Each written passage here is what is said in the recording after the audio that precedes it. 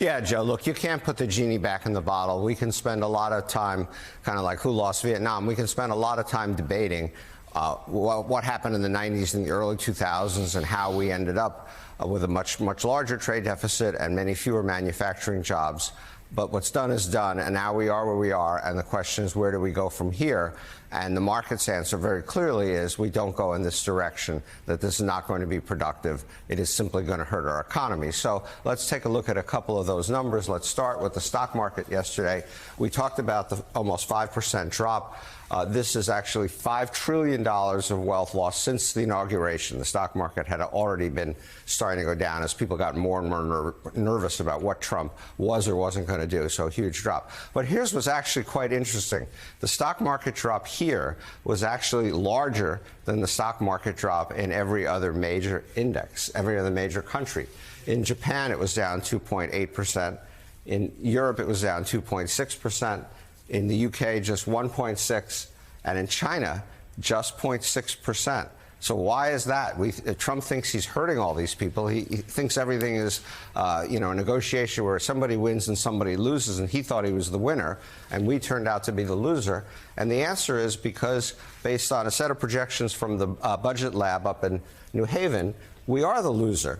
The impact of this, the long-run impact on GDP of this, is actually going to be, projected anyway, to be worst on the U.S. of any other major country that we trade with, except for Canada. Canada has a special problem. They export a lot of oil to us. We are net oil exporters, but we do bring in some Canadian oil for complicated reasons I'll spare you.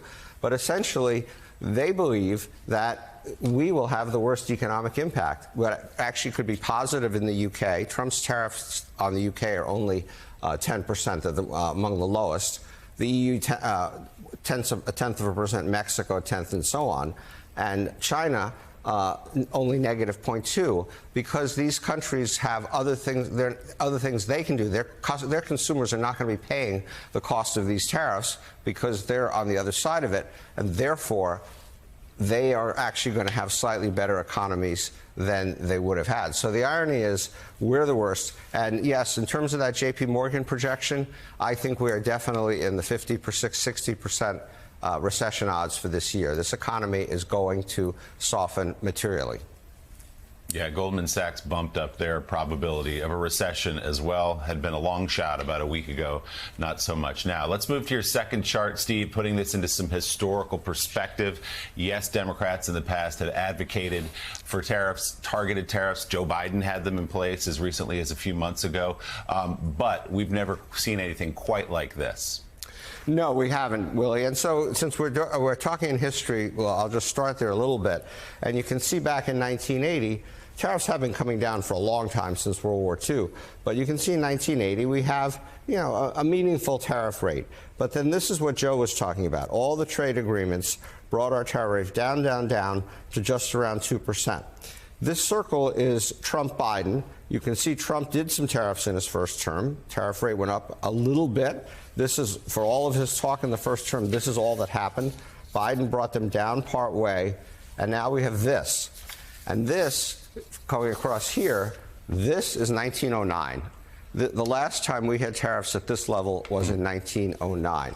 Now, many of us studied in school about the recession and about how we put tariffs on. Some say that it caused the recession. It didn't, but it exacerbated the recession. The famous Smoot-Hawley tariffs.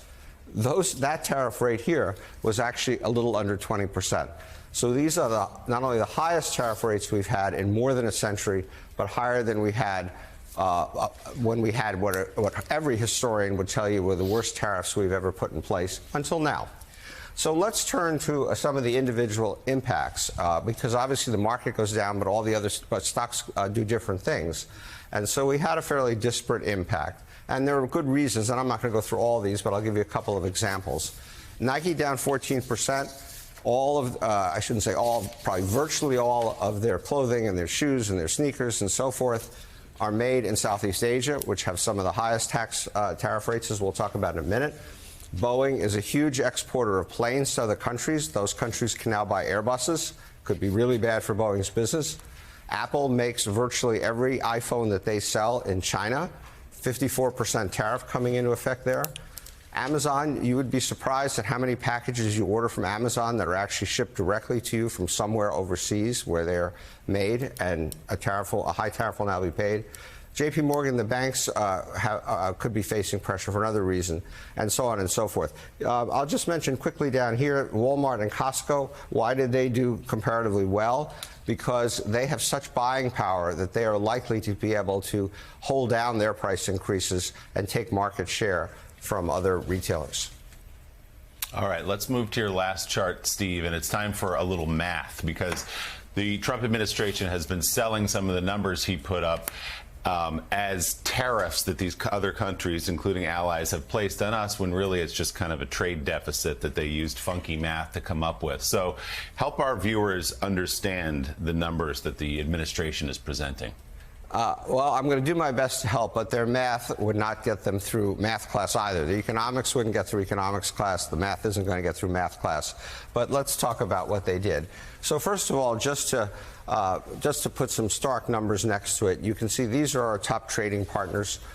European, and what the tariff rates are going to be. European 20%. China is actually now 54% because he added 20% earlier in the year, so that gets up to 54.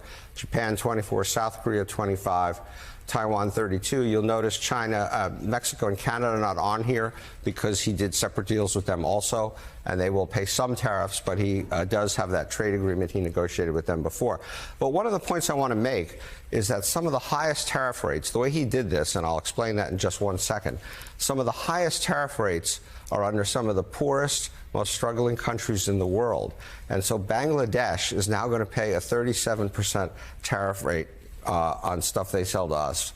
South Africa, 30%, and so on. So this is going to cut our purchases from these countries dramatically. It is going to hurt these countries' economies dramatically. It is not just bad economics, it's bad foreign policy, and it's inhumane. So you ask, how do they calculate it? I'm sure everybody has seen this formula before. I'm joking.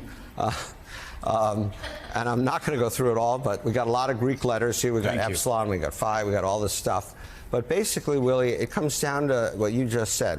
The way they think about this, they think that if there is a trade deficit, then by definition, the other country is manipulating trade, and therefore they have to they calculate the tariff based on the size of the trade deficit relative to how much they send us. So the bigger the trade deficit relative to what they send us, the higher the tariffs. It makes no sense. You're not going to find an economics professor on the planet who's going to tell you this is the right way to look at it, but it's emblematic of the whole mess they've created. Well, and that thing to your right makes no sense to me. In fact, it scares me greatly. Please, let's not talk about it again. Math formulas. Ugh. Steve Rattner, thank you so much for being with us. We always appreciate it. And you can hear Steve talk about the impact of Donald Trump's tariffs in the latest episode on New York Times podcast. The opinions are, of course, you can watch these segments on YouTube. I mean, we're finding out these Rattner's segments on YouTube. Willie, sometimes 1 million views. Like this guy, he's sort of, it's like what Justin Bieber was doing at the beginning of his career. This kid Rattner has a future. So.